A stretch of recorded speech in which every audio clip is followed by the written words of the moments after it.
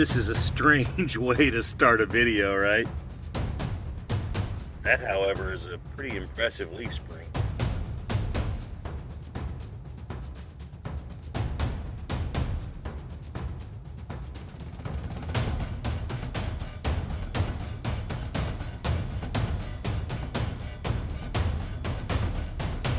This is the Florida Railroad Museum. This is probably about 45 minutes south of my house. It's kind of hard to get this entire train in here. This thing is monstrous.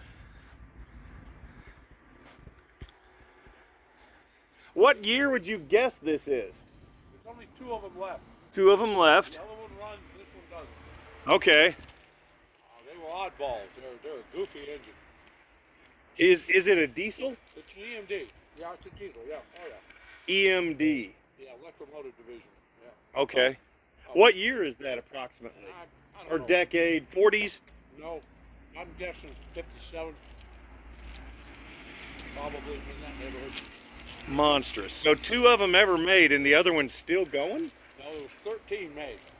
Oh, as of now, there are two that are still around. Right. This one doesn't run. The other one does. Okay. I can't tell you where the other one is. It's up north somewhere, but it's not around here. That one came from the phosphate company. Oh, okay, right up there. I live in Apollo Beach, so pretty close. Mosaic. The one there at Gibsonton. Okay, yeah. It worked there for 30 or 40 years. That's an And they got astounding. crews. And one of the very few Tropicana trailers there that are cars that does not have graffiti all over the side of it. I'm not sure why all this doesn't have graffiti on it, but apparently they respect it a little bit. I don't know. Now, the Caboose down there, Uh-huh. what year would you guess that thing is? Early 50. Okay. Well, I'm going to walk that direction and just kind of... You just do whatever you want. I have a buddy who is a train guy up north, Yeah. and I just wanted to document this so he could kind of take a walk down through here with me. Yeah, He's I don't about know. 1,500 miles from here, so... The white one is a phosphate hopper. Okay. It's called a dry rock car. It's got a lid on it, Okay. and it's newer than the boxcar red one is next to it. What did they call that black one there? The third... Tank, it's a tank car. Okay. That's off the wreck train that used to be in Tampa, Yeah? and that steam derrick. It held fuel oil for the steam derrick and the water for the steam derrick Oh, on the wow. wreck train. And then that gray car is an odd car. Wasn't that coal? Wouldn't What? that have held coal, the gray car? No, Or am I way off? when you get down and look at it, it won't hold anything. Oh. It's got a slit all the way down the bottom of it, so that you couldn't put anything in it. What? That car was for hauling stumps. I don't know if you know anything about the stump business. Nothing. Well, around here, pine tree stumps are worth money. Oh. So after they go lighter and get where they full of turpentine and rosin, they dig them up and they put them in cars like that. And those cars had a slit about a foot tall all the way down the side of them, so you couldn't put nothing else in them. Oh. You couldn't put rock in them because it ran out. The only thing you could put in them was stumps. And if you go down there and read on it, it says stump car, stump loading only. Stump car. And they used to load stump on this siding here. That was one of the reasons we wanted that car, is because that was one of the uses of this siding was stumps, and they used to load pulpwood out of here too. Wow. I'm glad I ran across you. You're acting like you don't know anything about this. You know everything about this. No, I don't really. I just know some of it. And that car, CSX had that in maintenance and waste service for the last 30 or 40 years. And we kept watching it and watching it and watching it, and finally it come up for scrap, and we got it. Oh, geez. But it's a unique car for this area. They were here. They used to be five or six of them sitting in here all the time, and they'd be loading them. And that was in, I don't know, had to be in the early 60s. I remember that. Now, we were talking there for a moment when I first came up about the business that goes on over Christmas and the little tours and stuff. Yeah. Where do they start here and they go where? They go 6 miles up the track Okay. to a sawmill town that is no more. It was called Willow. Willow. Yeah, and it was a stop on the seaboard many, many years ago. And it was a sawmill, and they shipped all their lumber out by rail. And, they cut about 50,000 board feet a day. Whoa. All pine. All they logged was pine. Southern yellow pine. And we got Thomas the Tank Engine coming up here pretty quick. What? Yeah, Thomas is... I'm sure that brings the kids. And the parents. Thomas is the 11th, 12th, and 13th, and the 19th and the 20th. How does that... Nice. Okay. And we're running Murder Mystery down at night. Here. Murder Mystery. How cool is that? What are the normal hours like on a day, just on your average weekday or weekend? Close Monday and Tuesday. Okay. And then it's about 10 to 4. 10 to 4. Maybe 9 to 4. I'm not sure. But Weekends too, both days of the weekend? Yeah. Yeah, that's the reason Monday and Tuesday. Right. And yeah, it's a big internet presence. You can look on the internet and find out all this, you know. Well, I'm going to wander down through there and check out these other... You got me interested in that stump car now. Yeah. We'll see you. Thank you for taking the time. Yeah, no problem. Have a good day. One of two still on the planet. It's amazing the suspension these things have to have. Those are leaf springs, man.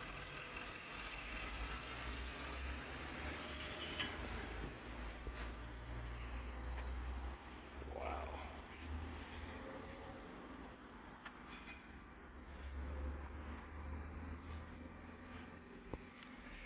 Let's come down toward...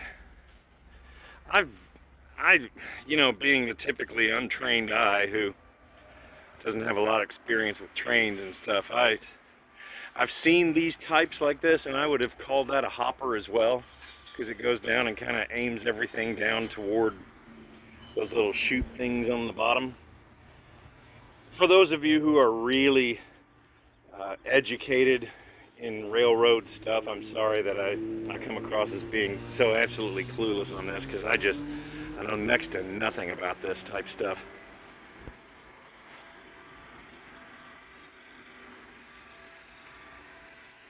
It's just amazing when you think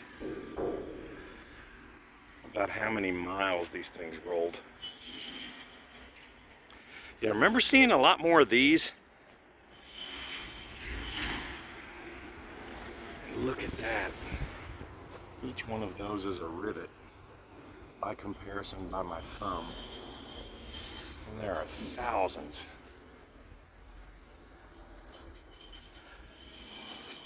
Water or oil, he said. Fuel oil.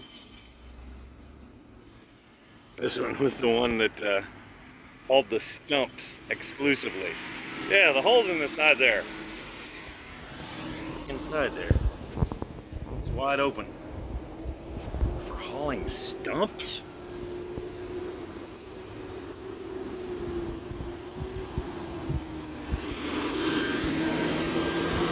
And man, you can tell all the weight that thing had in it. Look at the floor is just depressed from all the weight and the years. Now this is the one I think most people like to see for several reasons. They're beautiful, and also, generally speaking, it's the last one. Train rides, what? And the track ends right there.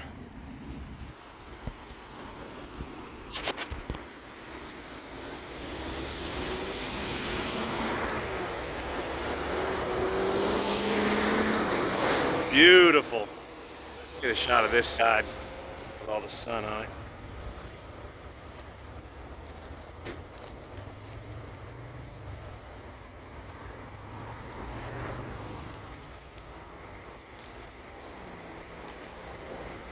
Get the old tracks here.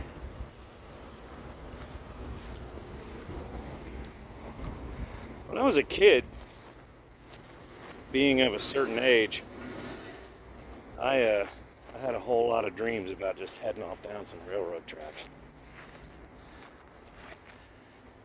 Kind of like that whole Tom Sawyer Huckleberry Finn thing, building a raft and floating down a river. It's just another version of the same thing, but on rails.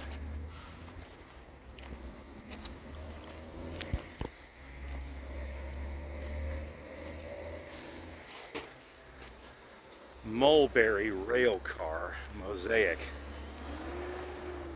Now, as you heard us talking a few minutes ago, Mosaic is actually really close to my house. They're a phosphate company. Attack, puppy dog! Oh, this is pretty. This would have been really nice to just drive past this.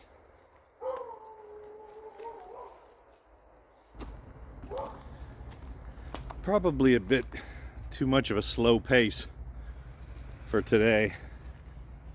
There's the other side of that.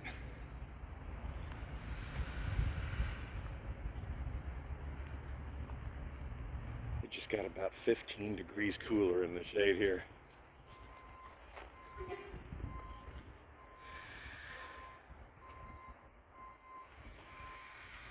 It's hard to even imagine how much these things weigh. I know it has it written on the side of each car and stuff, but it's just, I mean, it's astounding to get an idea just how massive.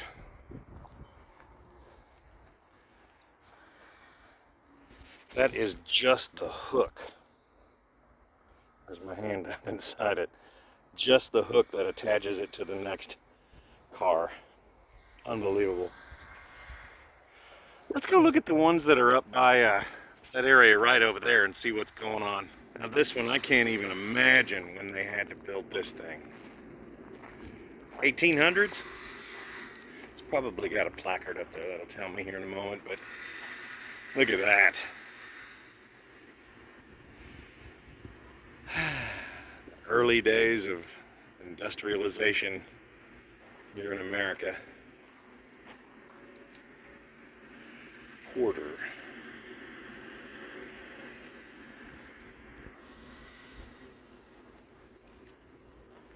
Can you imagine the force that was being held inside there? Just crazy.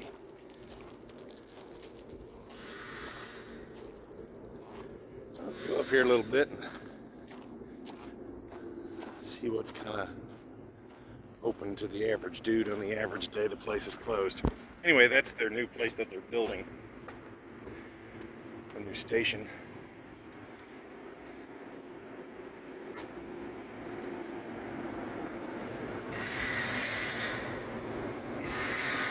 Not going to be a whole lot to see up here, obviously, since they're all closed today, but that's pretty cool. As I lean in here, I can hear my voice kind of echoing into that area there. Jeez.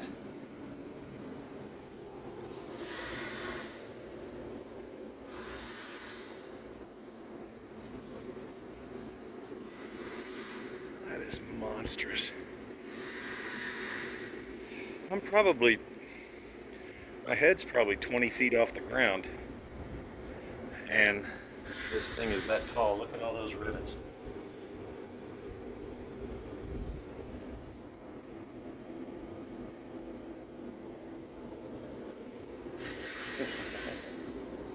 Now these, I remember from the last visit here, see where the little light bulb is on right there?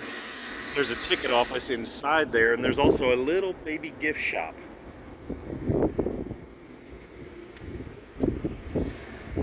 I will post the official website right here on the bottom of the screen, because he was talking about Thomas the Tank and various other things coming, and the murder mysteries.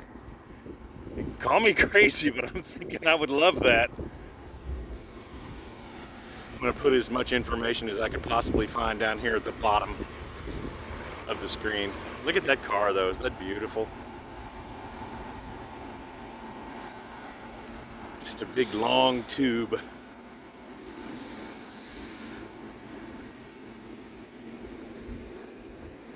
I'm assuming power for each one, maybe. Wanted to show you one last little thing, though. I think we sometimes, in the scheme of trying to find blue blockers so we don't hurt our eyes as we're looking at our computers and getting ergonomic chairs and things, we forget that things like this exist and existed. Just a little cart on steel wheels or iron or whatever.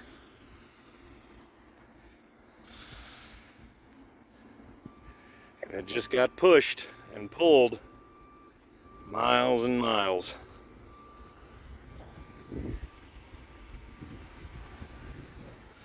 And who knows the labor that thing has seen.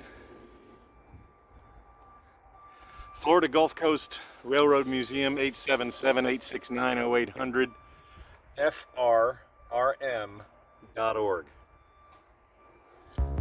This place is hopping when it's not, when it's open. But yeah, this whole area you'll see all the way down to the end of that lot, all the way across here, back in the trees. Which, by the way, a thinking man parks his car back in those trees. Come down here in the summer, and I guarantee you it's going to be warm. And I'm talking Florida warm. Hope you guys enjoyed the visit.